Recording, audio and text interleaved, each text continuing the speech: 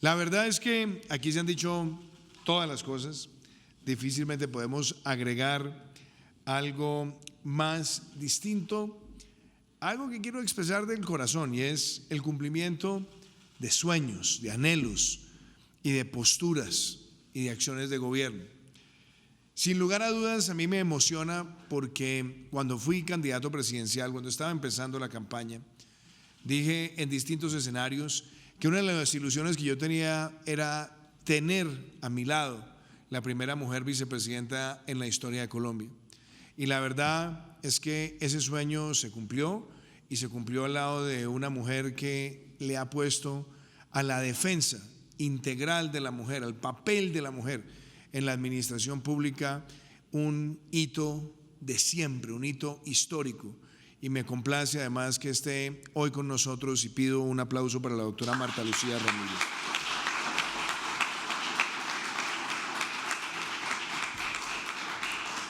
También me emociona que dijimos en muchas ocasiones que íbamos a tener un gabinete paritario. Y la verdad es que lo hemos cumplido. Hemos tenido momentos donde de pronto la rotación o la entrada y salida de algunos de los miembros del gabinete pues nos ha puesto en algunas ocasiones preponderantemente conformado por mujeres, otras veces hemos estado con hombres, pero la verdad es que hemos mantenido esa línea de paridad, y esa línea de paridad se ve expresada de muchas maneras. Hoy en día tenemos a la vicepresidenta, que a la vez es canciller, tenemos a la jefe de gabinete de la Casa de Nariño, la doctora María Paula Correa, tenemos en este momento, si uno suma Cancillería, también con los otros ministerios, 6 mujeres ministras, pero tenemos la directora del DPS, tenemos la directora del DNP, tenemos la gran mayoría de nuestras consejerías presidenciales en cabeza también de mujeres. Aquí está la doctora Clara Parra, también está nuestra consejera de la región, la secretaria de Transparencia que está con nosotros. Tenemos en las superintendencias también a la superintendente de Notariado y Registro, a la superintendente de Servicios Públicos Domiciliarios, tenemos a la directora del ICBF, a la presidenta de Findeter, tenemos también a la directora de En Territorio. Es decir, vamos mirando entidad por entidad y podemos decir que hay alrededor de 10 viceministras también. Y tenemos hoy, por ejemplo, gracias a la nominación también que hizo nuestro gobierno y que después se llevó a la decisión del Congreso, la Corte Constitucional tiene prácticamente 4 magistradas. Y estoy seguro que muy pronto también tendremos esa presencia mayoritaria de la mujer allí. Tenemos la primera mujer procuradora en nuestra historia republicana. La doctora Heidi, que ha sido nuestra consejera de la mujer, ha hecho una labor maravillosa. Es decir, casi que comparativamente, gobierno a gobierno, de los últimos casi 50 años, este ha sido el gobierno que le ha dado la mayor proyección en el ejercicio de la función pública a la mujer colombiana. Y eso se hace porque hay compromiso, porque hay una vocación de empoderamiento que queremos marque una pauta para siempre. Y también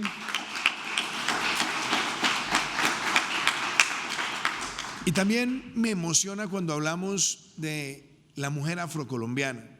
Está con nosotros hoy la ministra de Cultura, Angélica Mayolo, quien hizo un evento espectacular la semana pasada en el Teatro Colón, donde estábamos rindiendo el homenaje a muchas de las gestoras culturales, artistas de nuestro país. Y Colombia ha tenido en toda su historia, en 200 años, ha tenido 4 mujeres afrocolombianas que se han sentado en el Consejo de Ministros. De esas 4, 3 han sido en nuestro gobierno: la doctora Angélica, la doctora Carmen Vázquez y la doctora Mabel Torres. Y eso también significa muchísimo en lo que nosotros queremos enviar como mensajes a la sociedad. Pero además hay otro elemento de fondo: empoderar a las mujeres, darles ese apoyo decisivo, no es lo único que a nosotros nos motiva.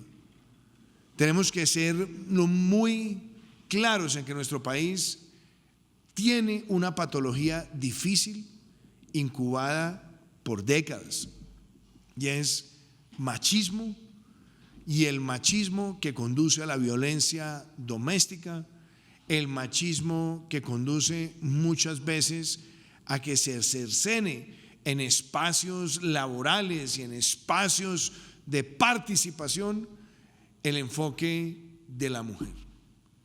Y vencer el machismo no es solamente un tema de permitir a las mujeres que denuncien.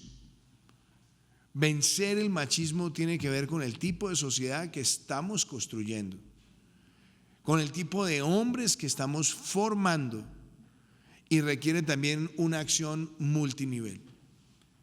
Yo puedo decir que hoy se han marcado hitos también históricos en vencer el machismo, por ejemplo, en la participación política.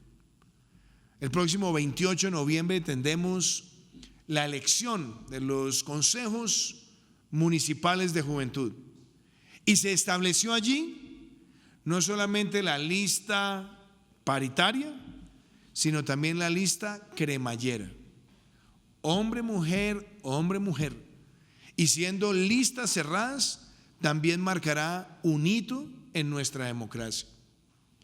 Establecimos también, con el apoyo del Congreso de la República, en la discusión del Código Electoral, las listas paritarias como un deber de país. Y en la reforma a la justicia, que también fue aprobada con el apoyo del Congreso, la primera reforma a la justicia prácticamente en 25 años, también el anhelo que se tiene que ir concretando para llegar también a esa paridad en las altas cortes y tribunales. Eso es también construcción de una sociedad que vence el machismo. Pero tenemos otros deberes, y tienen que ver también con la manera en la que se conforma familia, en la que se educa. Y esa también es una de las razones por las cuales estamos hoy acá. Tuve el inmenso honor como senador de la República de ser coautor del aumento de la licencia de maternidad en el país, de llevarla a 18 semanas. Y recuerdo que en ese momento también empezamos a dar puntadas de lo que tenía que ser una participación aún mayor en esa licencia por parte de los padres. Hoy quiero felicitar al Congreso y de verdad, doctor José Daniel, agradecerle su participación, la de todos, pero verlo a usted también liderar esa causa es bien importante, porque en la crianza es fundamental también ir generando esos equilibrios. ¿Trae costos? Sí, claro que trae costos. Muchas veces, y sobre todo saliendo de una pandemia, es incómodo en la discusión del sector privado, se entiende que puede ser.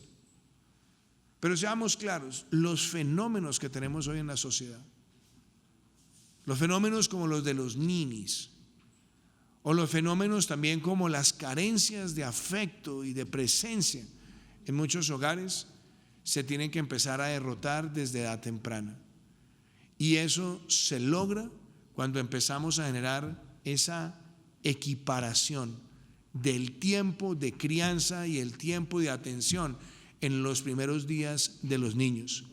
Por eso, más allá del costo, ese también es un hito fundamental que se hace, y es también para vencer el machismo, porque la atención y la crianza obliga a los padres de la misma manera que obliga a las madres en nuestro país. Quiero también hacer referencia a cómo estas normas que hoy estamos promulgando y sancionando tienen que ver con cerrar esas brechas y vencer también el machismo. La ley que hace referencia al acceso de medidas laborales y educativas preferencialmente para la mujer tiene como objetivo que la apertura de oportunidades no solamente sea igual, sino que las convocatorias para esos puestos de trabajo también tengan la igualdad en la remuneración. Esta ha sido una obsesión también de Marta Lucía y lo hemos hablado en muchas ocasiones, porque prácticamente venimos de décadas donde la diferencia por trabajo igual entre hombre y mujer puede ser del orden del 25%. Con los trabajos que se han adelantado con proyectos como Equipares, queremos eliminar esas diferencias, cerrar esas brechas, y hoy más que nunca tenemos que hacerlo desde el mismo momento en el que se hace una convocatoria y se abre una oportunidad de carácter laboral. Mis felicitaciones a los autores y ponentes por esa iniciativa. En lo que tiene que ver con los accesos a los servicios financieros y sobre todo para las mujeres cabeza de familia y también, como se establece ahí, hombres cabeza de familia, también se está marcando un hito. Y es que muchas veces se asume que el acceso al servicio financiero es más fácil para la mujer. No, no es así. Es mucho más difícil en muchas ocasiones, porque además las mujeres tienen que acreditar prácticamente ingresos autónomos y propios para poder acceder al crédito, o siempre termina el esposo o pareja también de codeudor. Aquí se está rompiendo también esa barrera y es una manera de abrir más acceso y de vencer el machismo que muchas veces se presenta, que puede ser inclusive un machismo discreto y de pronto no pensado, involuntario en la normatividad, pero que termina generando un sesgo en detrimento de la mujer. Quisiera también destacar algo muy importante. Yo lo escuchaba ahora también a Alfredo cuando hablaba sobre los temas de emprendimiento, esta norma de emprendimiento para la mujer. Muchas cosas hay ahí importantes, pero yo quisiera destacar algo que marca un hito también en la política financiera de Colombia, y es que los fondos de pensión como inversionistas institucionales van a invertir el 3% de sus recursos en fondos de capital privado. Estimulan el emprendimiento, la innovación, la creatividad, la transformación, pero también con ese enfoque en contribuir a la mujer emprendedora de nuestro país. Algo que también se une a lo que logramos construir en medio de la pandemia y en la emergencia que vivió Colombia, con el apoyo de Heidi, de Marta Lucía y de varias de nuestras ministras, y por supuesto el doctor Ignacio Impulsa, para que tuviéramos ese patrimonio autónomo de Fondo Mujer y que por ahí también pudiéramos canalizar recursos hacia los emprendimientos femeninos y por supuesto también hacerlo a través de canales tan relevantes como el del Fondo Emprender del SENA. Ahí yo creo que también se marca una gran diferencia. Sin lugar a dudas, la ley Creo en Ti, y me gusta además muchísimo el nombre, es también empoderar, ordenar y vincular toda la transversalidad de las agencias del Estado para apoyar las MIPYMES lideradas por mujeres. Y a veces de pronto de esos indicadores no se hablan. Las MIPYMES, para empezar, son más del 70% de la fuerza laboral del país. Si hablamos de MIPYMES, estamos hablando de más del 90%.